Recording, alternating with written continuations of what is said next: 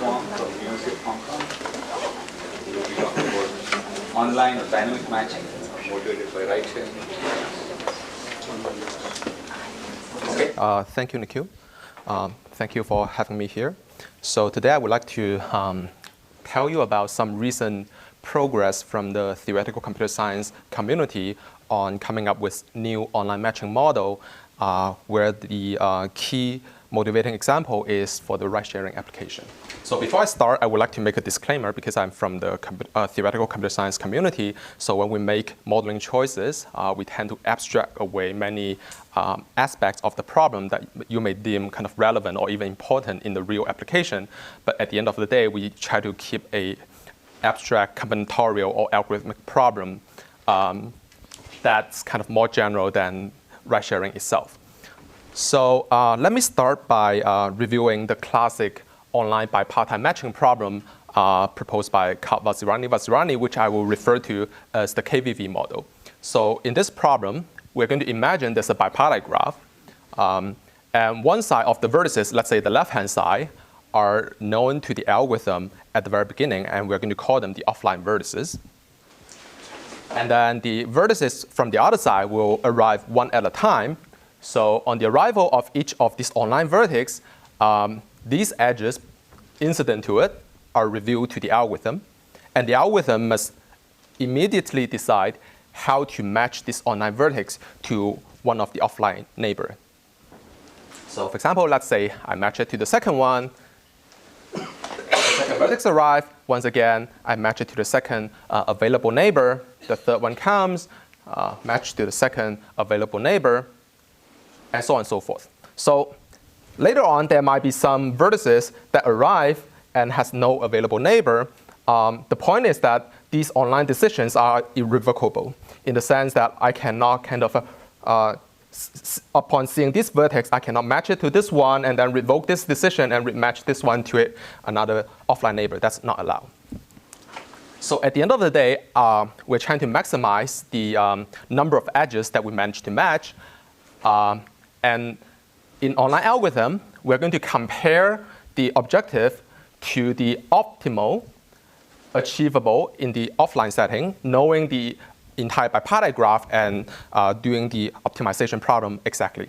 So in this case, in hindsight, we will realize that, OK, there actually exists a perfect matching between the left-hand side and the right-hand side. So the ratio here would be 3/5, or 0.6. So in this problem, there's a very simple greedy algorithm. I just match each online vertex to an arbitrary unmatched neighbor.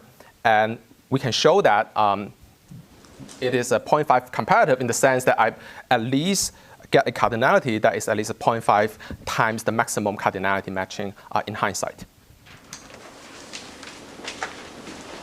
So the question asked back then, almost 3 decades ago, is that can we do better than 0.5? So KVV show a very elegant algorithm called ranking. So it works as follows. At the very beginning, I'm going to choose a random ordering or random ranking over all the offline vertices. So let's say I assign number 1 to 5 to the offline vertices. And the smaller the number, the higher the priority. So on the arrival of each online vertex, I'm going to match it to the unmatched neighbor with the highest rank, or smallest rank in this case. So for example, the first one, it has 3 neighbors with rank 3, 4, and 5. So I'm going to match it to the rank 3 neighbor. The point is, when the second vertex arrives, I'm going to stick with the same ranking. I'm not going to redraw this ranking every single time. I'm going to stick with the same ranking. So this ranking actually introduced some correlation over the randomness or the random decision across different online vertices. OK, so at the end of the day, if I stick with this ranking, then I will manage to match 4 vertices. And what they show is that if you use this very elegant ranking algorithm, then you can do better than 0.5. And in fact, you can do 1 minus 1 over e comparative, which is roughly 63% compared to the offline optimal in hindsight. And this is the best you can do in this online bipartite matching. OK, so we have a online matching model. let's try to think about whether we can use it to capture the ride-sharing problem. In the ride-sharing problem, I argue there are at least two aspects that fail to be captured by this online bipartite matching problem. In ride-sharing, I'm going to consider a bunch of ride requests submitting to the platform. And intuitively, I can model each ride request as a vertex and then put an edge between them if these pair of vertex can be matched together in the sense that their pickup location and the destination are reasonably close with respectively.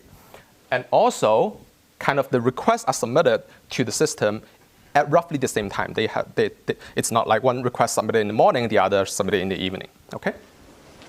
But if you think about it, this is not necessarily a bipartite graph, right? And second of all, if I model the problem like that, all the vertices will arrive online. There's no such thing as offline vertex that are given to the algorithm beforehand. Why is this not bipartite? Okay, so I'm trying to model the matching problem of pairing different ride requests. I'm not trying to model the part where I match ride requests with drivers. If you're trying to model pairing ride requests with drivers, it will be more or less a bipartite graph. But for ride sharing, it's not a bipartite graph. Okay, so in the last 2 years, there have been a number of papers trying to come up with more general online matching model that will allow us to capture general graphs and allow all vertices to arrive online so that we can actually study ride-sharing problem from the online matching perspective. So I'm going to cover two work, one by myself. It's called Fully Online Matching.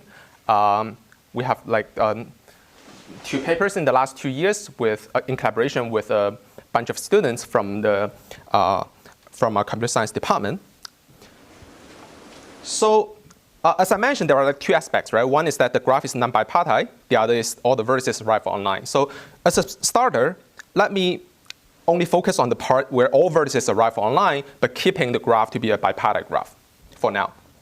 So to put it in the context, imagine you're running a real estate agency that you're trying to match tenants with landlords. So while the tenants and landlords both arrive online, each specifies certain criteria of what kind of tenants or what kind of apartments they're looking for. And if they mutually satisfy each other's requirement, then potentially you can match them. And we're going to say that, OK, there's an edge between them. Now, at some point, one of the landlords will say, OK, really by this time, I want my apartment to be rented out in the market. So that's kind of the latest moment where the agency can match this apartment or this landlord to one of the potential tenants. And once I make that decision, this is permanent. I cannot revoke it. And later on, it may be that, OK, this is a tenant that really need to move in to, let's say, Bay Area next week. I cannot wait any longer. So at that time, I also need to immediately match this tenant to one of the landlords. OK? So you can see this is clearly a matching problem with an online nature, and this is a bipartite matching.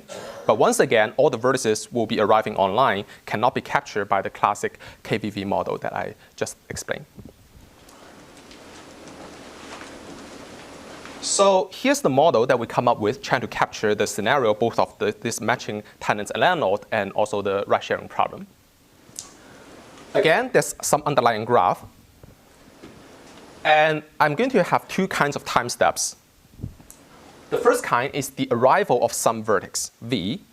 And at that time, just like in the KVV model, I'm going to be able to see all the edges between this new vertex V and its neighbors that have already arrived. There could be some neighbors that will arrive in the future. I will not be able to see those edges. The second kind of time step would be the deadline of some vertex. And basically, that's the last moment that you can make a matching decision about this vertex.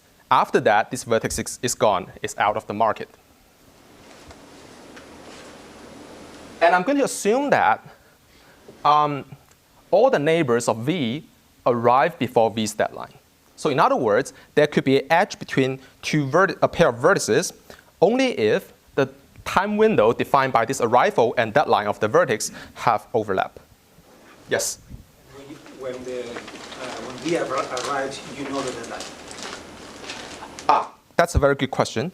The algorithm that we're going to talk about do not need that information. But for the application that we talk about, it might make sense to assume that you know the deadline. And I think it's an interesting question whether the algorithm can make use of that information to have better performance. But for the algorithm that I'm going to introduce next, we're not going to need that information. Okay? But I do assume that at the deadline, kind of the V announced, OK, today's my deadline, and then the algorithm will has one last chance to make the online decision. So it's not like at the deadline, OK, the algorithm lose the vertex forever without having the chance to make having one last chance to make a matching decision about the vertex. Okay. Is this still bipartite? For now, you can imagine it's a bipartite because of the tenant and landlord. But also you can, from the description here, well, there's no reason that we restrict ourselves to bipartite graph because the whole description does not rely on the fact that the graph is bipartite. Okay, so coming back to this assumption may sound restrictive at the first glance, but actually it's quite natural if you think about it from the actual scenario that we're trying to capture. Well, in the ride-sharing model, I'm not going to be able to match a ride request in the morning with a ride request in the evening, or I'm not going to be able to match a tenant who's looking for an apartment in January with an apartment that's available in May, right? So this overlapping time window assumption is actually quite natural in the application. And also, even with this assumption, it's a strict generalization of the KVV model. Now, recall the KVV model, we have offline vertices and online vertices, right? Just imagine all the offline vertices are super patient. They arrive at the very beginning and have deadline at the very end. And the online vertices are super impatient. They arrive on day one and then have the deadline the next day, right? So then it can be captured in this fully online model with appropriate choices of arrival and deadline. Now, again, for the ride-sharing platform example, it's the same deal, okay? Except that the underlying graph is no longer bipartite. Again, each ride request has an arrival time and a deadline. And I can match a pair of requests if, again, the pickup location and destination are compatible, and also the active time window overlaps. But abstractly, I can still model it as this fully online matching model that I described in the previous slide. OK, so basically, I have a new online matching problem. And it is not too difficult to show that the simple greedy algorithm, basically, whenever you have a new vertex, if there's an available neighbor, you kind of match it to an arbitrary available neighbor. That's still a 0.5 competitive algorithm, meaning that you keep at least 0.5 of the maximum cardinality compared to the optimal matching in hindsight. Now, on the other hand, as I mentioned, this strictly generalizes the KVV model, right? And in the KVV model, 1 minus 1 over E is the magic number. There's a ranking algorithm to achieve this number. And it is known that no algorithm can do better. So basically, I cannot hope to beat this 1 minus 1 over E number, and I can trivially get 0.5. So the question is, once again, can we do better than 0.5? Can we get all the way to 1 minus 1 over E? Or is it somewhere in the middle? If that's somewhere in the middle, what would be the algorithm and what would be that magic number? That's the kind of a question that we ask. Yes? Can you very briefly explain for an economist how the algorithm actually works? So you propose a match and people see, so the match is final and that's it? And you just yes. choose? Yeah. So for this talk, we are considering kind of just an algorithmic aspect of the problem. So there's no game theoretic behavior, strategic behavior of these potential riders that are submitting the request. So the algorithm has full power to dictate who is going to pair with whom. Okay? So all we care about is that suppose you have this full power, what should be the algorithm that you will use in this online decision-making process so that you can maximize the number of successful matching. But successful means what in this case? So in this case, it's just that like the number of edges that you manage to match. But because you're making this decision online, so you cannot expect to somehow be kind of have getting the maximum cardinality in hindsight, right? Because that's kind of the information cost that you pay because you're making partial decisions without seeing the big picture. So So- people have I don't see the. So coming back to, let me come back to this very, like the KVV model, just to, Or dichotomy, there's no preferences. something or not. But then why is not everybody matched? So I don't see what the trickiness is. So again, like this example, right? At the time, We don't see everything at once. at the time that this vertex arrive, I immediately need to match to one of the neighbor without seeing, okay, what might happen in the rest of the graph in the future. And later on, I cannot kind of regret a previous match decision and revoke it in light of new information. That's not allowed. Like once I dispatch a driver to pick up this pair of passengers, I cannot revoke the decision and do a So rematch. there's something there that tell me I can match these people with that Yeah, there are person, edges in and the I graph. cannot match this. So some matches are possible and some are not. Yeah. So it's okay. Yes. Yes. Otherwise, if it's a complete graph, then yes, I agree that you should be able to. But there are restrictions, right? Like in ride sharing, the pickup location and destination should be reasonably close, and so on. Can be matched in this So Okay. in this, Edges in the so in this sort of, you might have examples where the best solution is a perfect match. Right. You might have examples where there's only a partial match. Right. And every time your algorithm reaches, if it's the primitive one, 0.5 of the best, and on the average, or Oh, okay. So, worst case. okay, good. Worst case analysis is the focus of this talk. Okay. Okay. And even the 1 minus 1 over e, that sounds rather asymptotic. No. That's also a worst case. No, it's asymptotic in the sense. Expectation over the randomness of the algorithm, but worst case over potential instances. Yep. Okay, thank you. Thanks so much. Okay, so let me fast forward. Okay, so like again, this is kind of the picture that we have in mind. So let me first show you the main results just using the same picture. I'm going to explain from left to right. The technical part that I'm going to cover in this talk, at least at a high level, is that you can still use the ranking algorithm with appropriate implementation in the fully online matching model to beat 0.5. Like this number is not super important because I'm pretty sure it's not the right matching number, but the conceptual message that you can still use ranking to beat 0.5 should be the takeaway. Okay, so ranking could, for instance, be first come first. Yes. I mean, ranking is still it depends on what you mean by first come first.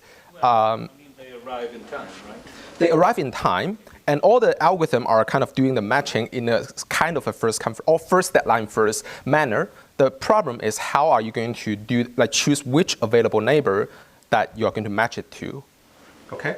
And I think the key insight or key idea behind ranking is this very subtle way of introducing a consistent rank over all the vertices, and you stick with the same rank throughout the whole process, which introduce correlation in a very subtle way, and that somehow allow you to beat 0.5. I should also mention that if you just draw a new ranking every single round, that will not beat 0.5 in the worst case analysis.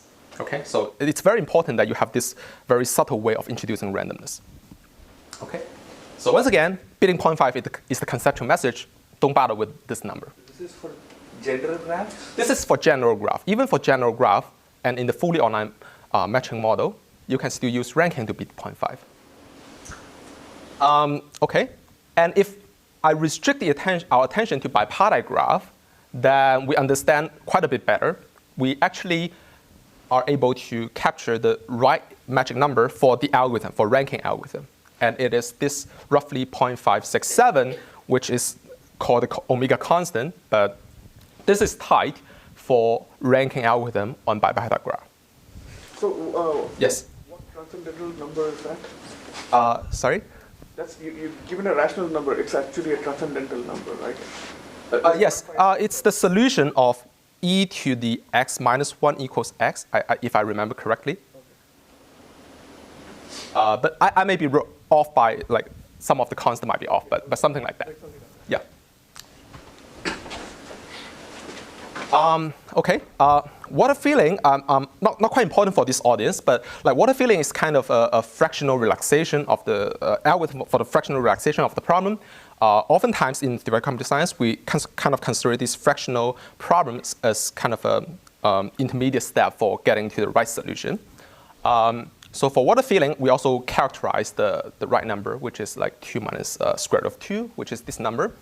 And this number is smaller than 1 minus 1 over e, even though just by a tiny bit. It just shows that it doesn't matter how smart your algorithm is. In this more general model, you are not going to be able to get to 1 minus 1 over e.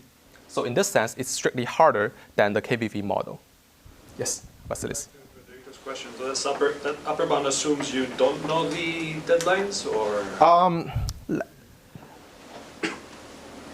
I have to check whether it is possible to kind of extend the result to knowing the deadline. How do you know the answer? Like, okay, so we can check offline about that. But for now, let's just say that, okay, assume that you don't know the deadline, then you cannot beat, like you cannot get all the way to 1 minus 1 over e. So this is also Yau's lemma? This one? No, it's actually a algorithm that, like this bound holds even for fractional algorithm. And for fractional algorithm, basically you don't need to like go through Yau's lemma. It's because it's for fractional algorithm, you can kind of assume without loss that it's a deterministic algorithm. So what's the technique that we use? It's kind of constructing something similar to this upper triangle graph plus some extra gadget.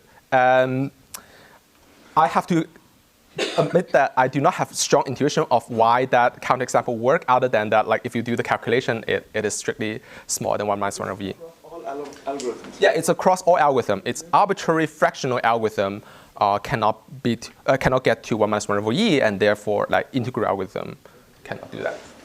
Wasn't the 2 minus root 2 optimal for a fractional algorithm? Sorry? I thought the Solda 19 you showed the 2 minus root 2 as optimal for a fractional. Oh, no. This is only tied for the water filling algorithm. And actually, at the end of the talk, I should also mention some work in progress showing that there's actually a reason to believe that for the fully online matching problem, we should actually move beyond ranking and water filling. There's some aspects of the problem that these two algorithms fail to capture. But I will leave it to the end after I explain some of the technical stuff. And if you allow more than 2 writers to match, like the hypergraph matching technique, what happens? I do not know the answer. 3, for instance. Yeah, I do not know the answer. Yeah. So, and if you want an upper bound for integral, not fractional, Right. it will be lower by some. It should be I believe it should be lower, but I do not know any like good technique for proving that. Yeah. Yes. What about allowing infinite staying in the system? Oh, that would not help in the worst case analysis. And in fact, all those examples that we construct, you can easily scale the instance to be arbitrarily large. Yeah. I need to think about that. See these talking about arbitrary large, That's okay. saying It's- agents are infinitely lived. Oh, agents are infinitely lived. The deadline doesn't. Well, in that case, you can always wait until the very end to make the do the optimization in the offline setting. So even now, the algorithm that we consider here kind of are lazy in the sense that I always wait until some vertex reach the deadline before I make the matching decision about that vertex. Always, you never do it right away. For the ranking and water filling algorithm, I always wait. And also, like, any algorithm can be reinterpreted in a way that you only make those decisions at the end. But that does not say that, like, for the right algorithm, the most natural interpretation should wait. Yeah. And actually, again, some of the work in progress, we make use of algorithm that make some immediate decision. So, but for this, yeah. Okay, I mean, do you limit the number of possible links that come from each? No, we are actually considering arbitrary graph here. So once again, if you are willing to make extra assumption, maybe you can get away with stronger results. And in fact, later on, I'm going to also talk about a much related model by a different group of researchers that kind of make extra assumption which allow them to have extra power. But I'm going to get to that in the second part of the talk.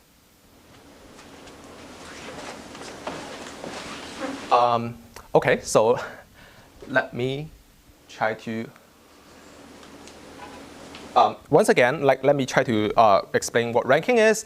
In order to generalize to this problem where I have all the vertices arrive online and also in a general graph, I have to pick a random permutation or random ranking over all the vertices. And then whenever a vertex reached a deadline, I'm going to look at all the available neighbors that has not been matched yet and find the one with the highest rank or smallest rank. Now, actually, one of the first questions that you may ask is that can we actually implement this problem? Because this is an online problem, right? At the beginning, I don't even know all the vertices. So how am I supposed to pick a random permutation over all the vertices? There's a small trick that actually is kind of folklore among the online algorithm community, is that one way to realize this random permutation is that you draw a random number, let's say uniform between 0 and 1, for every single vertex, and then just deduce a ranking based on that random number, right? But if you use that interpretation, you can actually draw this random number on the fly. So whenever a new vertex arrives, you're going to draw a number y of v, let's say uniformly within 0 and 1, and use that number to induce this to deduce this random ranking. Okay. And again, I want to stress that the smaller this number is, the higher the priority, just because the integral version, rank 1, it has highest priority. Okay, so I think I should speed up a little bit. So let me go through a analysis of the ranking algorithm, which is kind of a gain sharing argument. So imagine that whenever a new vertex arrives and a match happens, I'm going to imagine that the algorithm get 1 unit of gain because I get 1 new edge. And I'm going to split this 1 unit of gain between the 2 endpoints of the edge. So for now, let's imagine that I just do it very naively, like 1/2 goes to this vertex and 1/2 goes to this vertex. And so on and so forth. Okay? Now I would like to argue that the analysis can go as follows. Now if I want to count how many edges the algorithm managed to take, well, since I just split the gain between the endpoints, right? So it suffices to just sum over all the vertices and see how much gain that each vertex gets. And that should equal to the number of edges that the algorithm gets, according to this gain sharing process. Now another way of counting, summing over all the vertices, would be just to look at all the edges in the optimal matching in hindsight. And for each edge, I sum over the gain of the 2 endpoints. Because it's a matching, I'm going to count each vertex at most once. Okay. Now, it just boils down to showing that for each edge, the total gain of the 2 endpoints sum to at least the desirable competitive ratio. In this case, let's say 0.5, because I'm using a very naive gain splitting process. And that's easy to see because, well, by the greedy nature of the algorithm, I'm never going to leave both endpoints of an edge unmatched. Otherwise, when the right-hand side vertex arrive, it has an unmatched neighbor, so I should pick at least one of the neighbors to match it, right? I will never leave 2 endpoints of an edge unmatched. And as long as one of the endpoints get matched, well, the gain should be 0.5 at least. So this will give a 0.5 competitive analysis. Now, if you want to get beyond that, you need a smarter gain sharing process. In particular, in the KVV model, I'm going to let the offline vertex get a share that depends on its rank, the random rank that I draw at the beginning, and for some appropriate chosen function g. And the online vertex get the rest of the share. Now, to generalize this to the fully online matching model, the first thing that we need to do is to find kind of counterparts for offline and online vertices, because remember, in the fully online matching model, there's no such thing as offline vertices. All the vertices are online. So for that, we introduce the concept of active and passive vertex. So if a match happens between 2 vertices u and v, let's say at use deadline, meaning that recall that the algorithm is lazy, right? I I will make this decision only at the deadline of one of the two endpoints, whichever is earlier. So if I make the match happen at U's deadline, which means that U's deadline is earlier than V's deadline. So I'm going to call for this edge, U is the active vertex and V is the passive vertex. So again, like coming to the real estate example, then for the first match, it's the landlord's deadline. So the landlord will be the active vertex and the tenant will be the passive vertex. And the second match happens when at the tenant's deadline. So the tenant can be the active vertex and the landlord will be the passive vertex.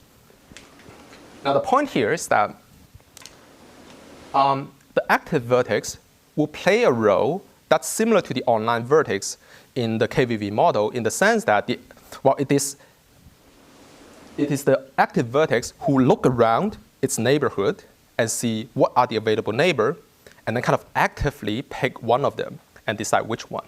So I'm going to call that active vertex to play a similar role as online vertex, and the passive vertex to play a similar role of offline vertex. And likewise, in the gain splitting process, I'm going to split the gain based on the rank of the passive vertex of that edge.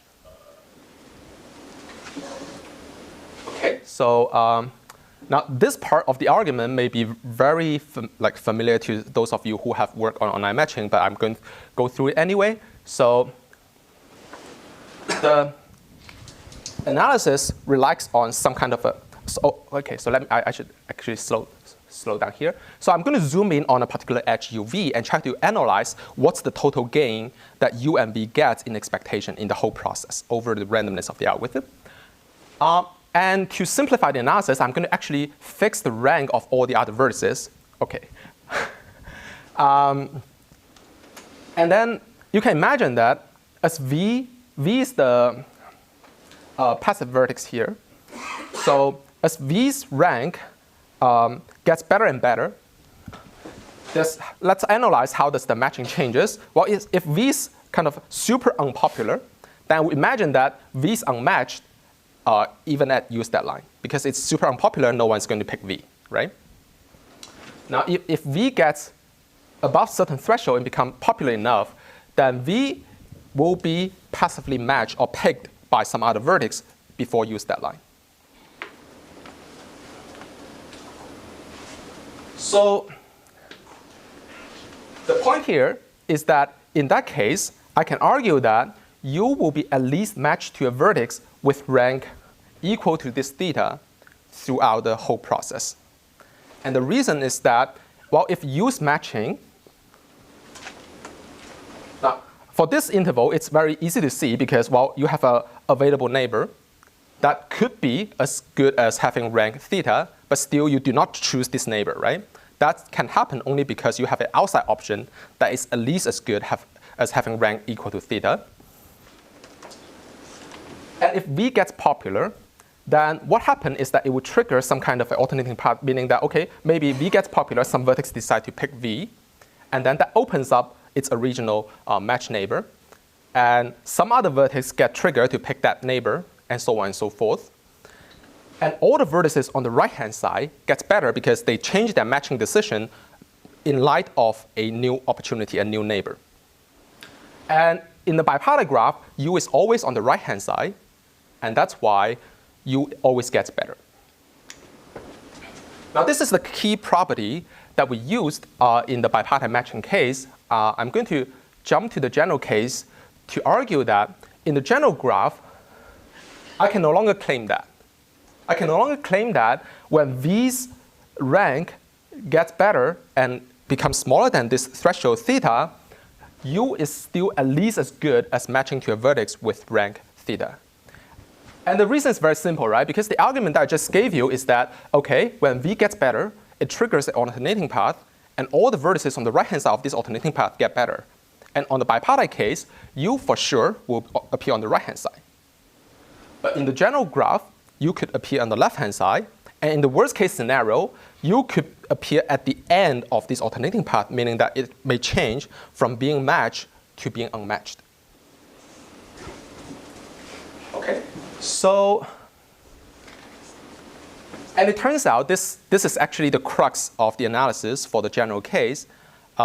If I just use the old gain splitting argument, then it doesn't matter how how smart you choose this gain splitting function g, you cannot beat 0.5.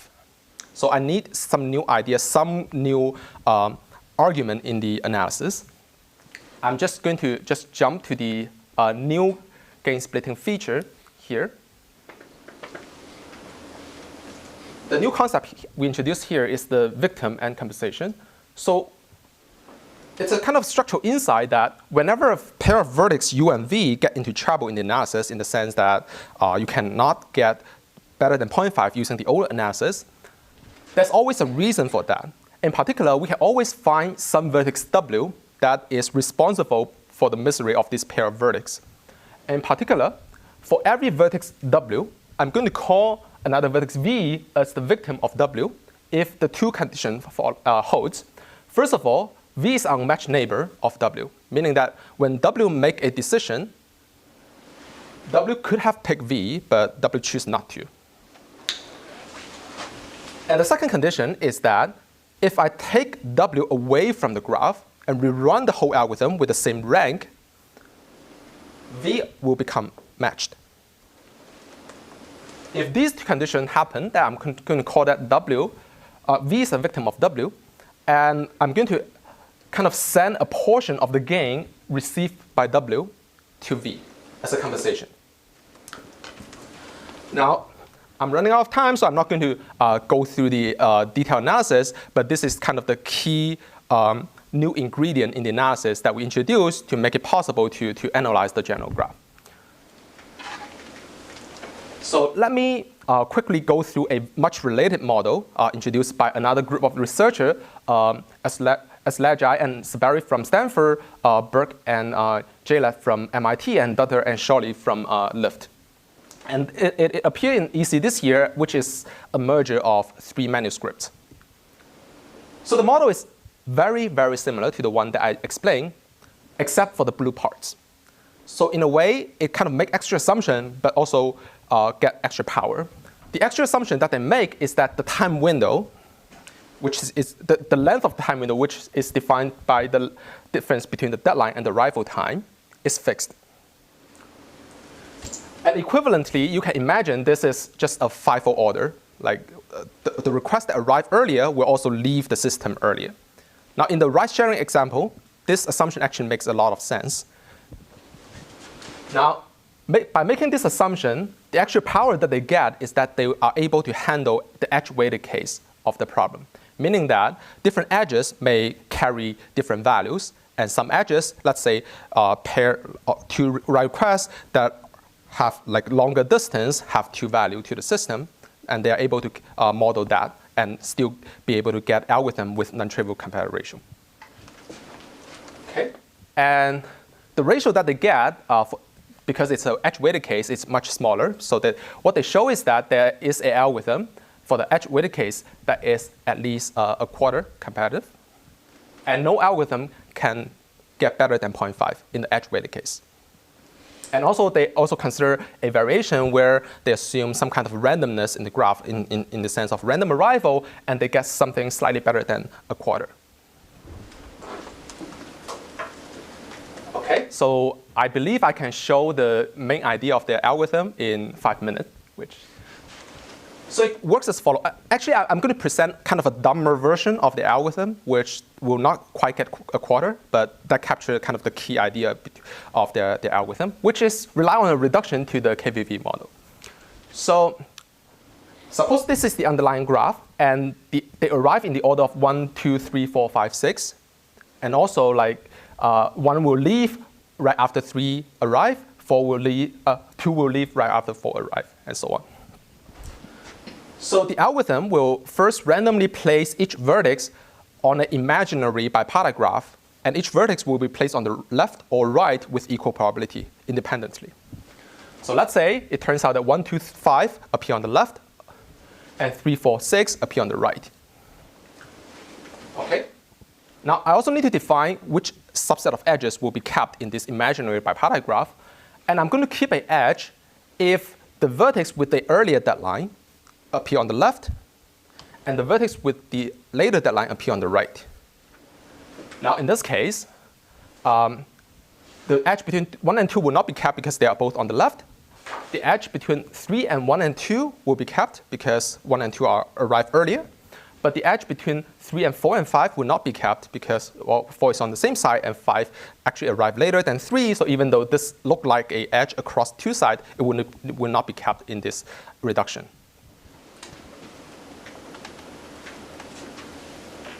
Now, 1 arrive, 2 arrive, 3 arrive. In the imaginary bipartite graph, I will imagine 3 as an online vertex with 2 neighbors. Now, I'll just run the greedy algorithm. Let's say I match 3 to 2, and I'm going to do the same thing in the general graph. Now, similarly, when 4 arrive, well, in the imaginary bipartite graph, it has only 1 neighbor, which is already matched. So I'm going to give up on 4 and leave it unmatched forever. 5 and 6. 6, again, in the imaginary bipartite graph, has 1 neighbor. So I'm going to do that. Now, if you think about it, well, each vertex will be placed on the left or right with equal probability. And I'm going to keep an edge if the early vertex appear on the left and the later vertex appear on the right, right? So basically, every single edge will be kept in the imaginary bipartite graph with probability a quarter. Which means that after the reduction, the expected size of the optimal bipartite matching is at least a quarter of the original optimal matching. And we're running the greedy algorithm, which is 0.5 competitive with respect to the bipartite graph. So when you multiply these two together, I get a 1/8 competitive algorithm. So what happened? Why I get 1/8 instead of a quarter as claimed? Well, it is because I'm doing something very naive. I just place the vertices independently and randomly on the left and right independently with equal probability. What they show is that there's a smart way to introduce correlation in this process, which will improve the probability that an edge is kept from a quarter to 1/2. Now, I'm not going to be able to get to the details of that, but that basically is where the improvement comes from. I'm going to skip the edge-weighted case, but it's basically the same reduction, modular appropriate argument. So as a summary, at the beginning, I hope I have convinced you that the KVV model failed to capture 2 important aspects of ride-sharing problem, even though ride-sharing is clearly an online matching problem. First of all, ride-sharing requires to consider non-bipartite graphs. And second of all, it requires a model that allows all vertices to arrive online. And today, I covered 2 works which are much related that come up with, in a way, a model that capture these 2 aspects. The first one is by my co-authors and myself called fully online matching. And the key takeaway is that these classic algorithms, including ranking and water filling, are still strictly better than 0.5 competitive, even in this much more general fully online model. The second one is the edge-weighted case, which essentially is the same as our model, except that they make the FIFO assumption. And this FIFO assumption allows them to handle the edge-weighted case. And they introduce a reduction that allow you to get a 0.25 competitive algorithm, even in the edge-weighted case, under the FIFO assumption. I'm going to skip some of the thing, but this I do want to mention. So I want to argue that in the fully online matching model, actually ranking and water filling, this classic algorithm may not be the right answer. And the reason is the following. In the fully online matching model, there will be a set of vertices that are in the intermediate state where they have arrived, but they have yet to reach their deadline. So in principle, the algorithm is able to observe the edges among these vertices. Now, if you think about it, ranking and water filling never make use of those edges and never make use of this information about those edges. You might as well hide that information from the algorithm, and the algorithm will just proceed just as fine. So intuitively, this is leaving a very important piece of information out of the picture, right? Obviously, I want to know that whether this vertex is already very well connected, has a lot of backup options, as opposed to some other vertex that has no edge, with any of the vertices that has already arrived. So I think it will be super interesting to explore algorithm beyond ranking and water filling in light of this intuition. And Another one is that, like, obviously closing this 0.25 and 0.5 gap, and that actually require a very fundamentally new idea because, well, first of all, edge-weighted online matching, even in the KVV model, is very hard. So, like, even after the reduction, you end up with a super difficult problem. And second of all, the reduction kind of give up half of the edges for free, right? And I'm a bit uneasy with that reduction in the sense that it's not clear to me that losing half of the edges for free is necessary. So I would really love to see new ideas that will allow us to go beyond this 0.25 ratio. Okay, that's all. Thank you.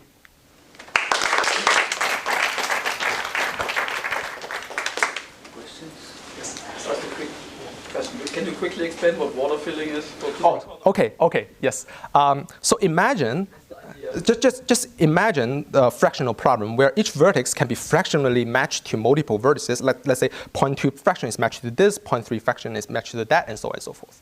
So at any point, each vertex is like partially matched, right? So at any time when new vertex arrive, I will kind of match this one unit of the vertex bit by bit, and each time match it to the one with the lowest water level, or that is the least match fractionally. We have like the commuting vessels type of model. Yeah, I just want to be like as fair or as equal as possible to all the neighbors. Like whoever that is least matched right now, I'm going to match the next bit to that neighbor. No, Okay. Clear. Thanks. Yes. Sorry. I think that, yeah. So the 0.25 that you mentioned Right. is on two things. One is you get rid of half the hertz, and then you apply greedy. Yes. Is it clear that greedy is the best you can do there? So that's actually a very major question, even in the KVV model, like in the edge. So for the unweighted case, clearly greedy is not the optimal thing. You can run ranking, right? But for the edge weighted case, then it's a bit unclear, like what you can do.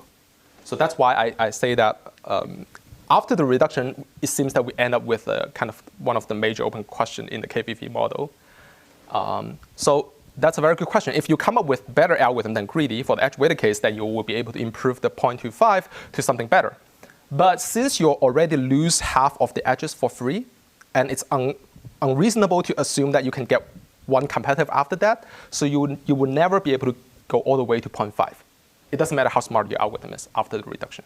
But yeah, so my question was, even without improving the edge-weighted case in the KVV model, couldn't this reduction somehow be coupled with another algorithm that is not greedy, and just work for this reduction they have? It's like very general. It's not clear to me that we have extra properties after the reduction. Like basically, you're asking that whether the bipartite graph that we get from this reduction is not really worst case, and maybe you have some extra property that you can make use of instead of like solving the edge-weighted case in the worst case scenario. I do not know the answer for that, and I think it's reasonable to assume that you have. It's not completely worst case, but I do not know like a concrete property that I can state at this point. In the ride-sharing setting, I guess this is a question about the average case, not the worst case. So Lyft, for example, might be able to say with high probability someone at rush hour is going to request a ride in like downtown. Right. And if you have strong, I guess, is there theoretical work that says that if you have strong prior beliefs about what the edges coming in are going to look like, then you could actually do better than say 1 - 1 re or? Definitely. I would not recommend taking these like numbers too seriously, and you're definitely right. Like stochastic information or predictions of what new requests may arrive is one important aspect that we abstract away in this model. And yeah, I really think that there will be interesting work that make use of that. Just as an analogy, so in the AdWords problem,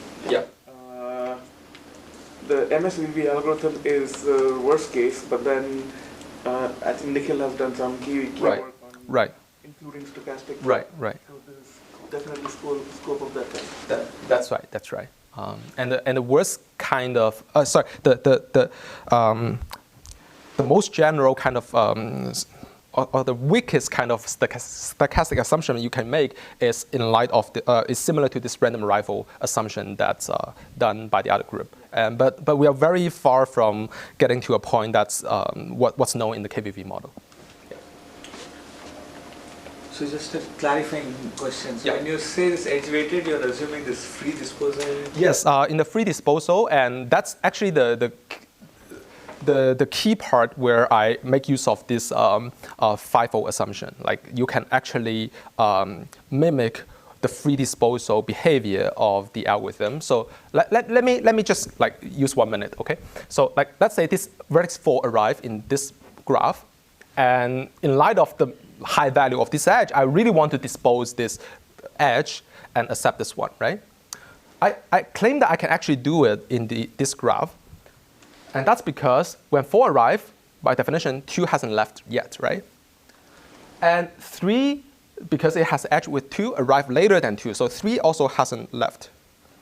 So both of these 2 vertices are still in the market, so I can actually, in a way, revoke the decision of this edge. So basically, when I say that, okay, I pick this edge, it's the tentative decision. And only at the deadline of one of these 2 vertices, this decision will be finalized. And then by the fivefold assumption, you can actually mimic the free disposal behavior in the bipartite case. Okay, Vasilis. So is there any work comparing, for instance, to understand the value of increasing the windows? Like if you say you increase the window by 10% and then compare the online algorithm with the increased window to the op before the increase. So it would not make sense in the model that we have right now, because if increasing the window does not allow extra neighbors, then it would not change the problem, right? If you double it, I guess you might be able to get No, I mean, okay, so it depends. I think you are thinking about like there's some underlying graph only based on like whether they're compatible in terms of the pickup location and destination, and then maybe then it will make sense, like increasing the window by 10% may give you access to extra neighbors. That will be similar to some kind of a resource augmentation in the online matching setting. In online algorithm setting. Again, I do not know the answer for that. Like right now, I'm just focused on the simplest, cleanest mathematical model that I try to get something. Yeah.